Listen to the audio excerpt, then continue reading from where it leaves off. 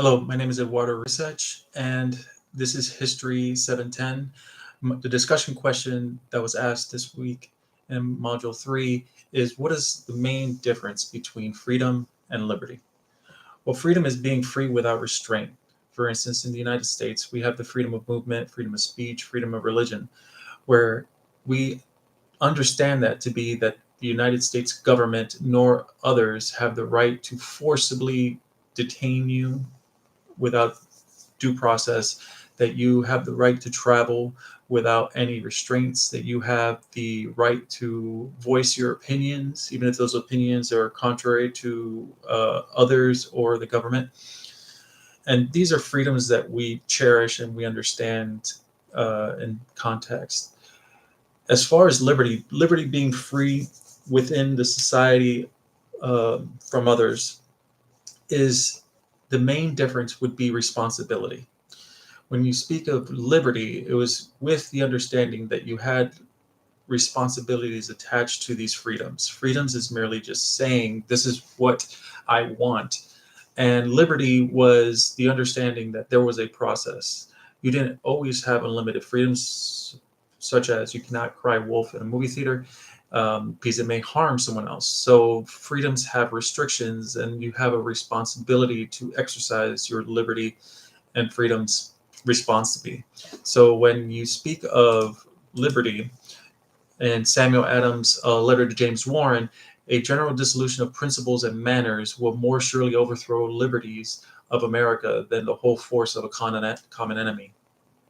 And what he was meaning was the breakup within the fabric of understanding and social norms and contracts within the country itself that would allow for liberty to reign, even though people had limited freedoms in being restricted to certain requirements of the state, whether it be joining the militia or whether it be going to participate in a jury or whether it be participating in government.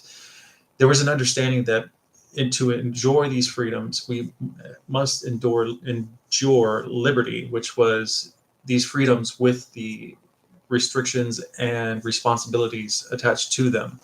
One of these examples for today would be the selective service, where young men are required between the ages of 18 and 25 to join the armed forces if called upon.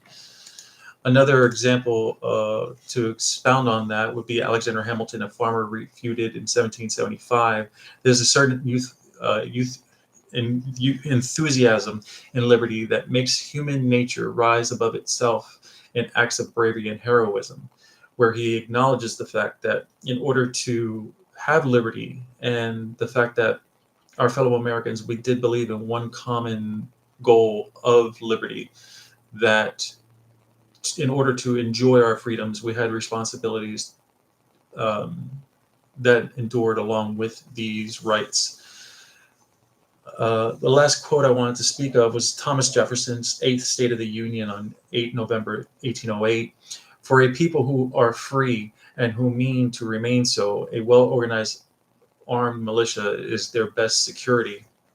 And what I think our forefathers were discussing in this particular instance was that we all understood that we wanted freedom. We all understood that we wanted the things, particularly that we wrote down in our documents and other things that we knew we were going to realize later. But in order to sustain liberty for a people, you must also accept the responsibilities and the requirements that come along with it, and that comes with sacrifice and going above and beyond just living out a normal day-to-day life.